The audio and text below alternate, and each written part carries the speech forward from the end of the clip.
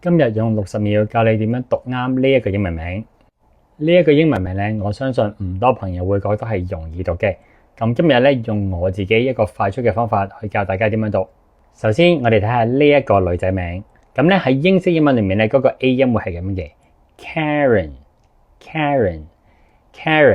咁美式英文或者大部分香港嘅朋友咧就會讀成 Karen。咁我哋今日選擇第二個讀法，因為相對地咧係比較簡單啲嘅 Karen。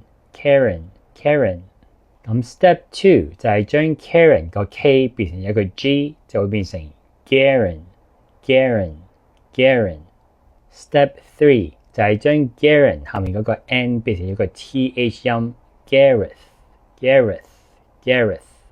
如果你想正確地讀到個 TH 音咧，你就要嘗試模仿黐脷根讀一個 S， 即係，所以呢一個名係 Gareth。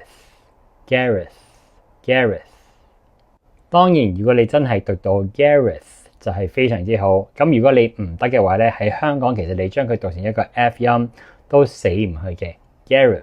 咁我覺得可以接受。大家可以 tag 翻你哋身邊嘅一個 Gareth， 同埋我想問下大家黐脷根讀 S 呢個方法幫唔幫到大家讀 TH 嘅音呢？學到新嘢記住幫手 comment、like 同埋 share。想揾私營英文補習老師咧，就歡迎私信我。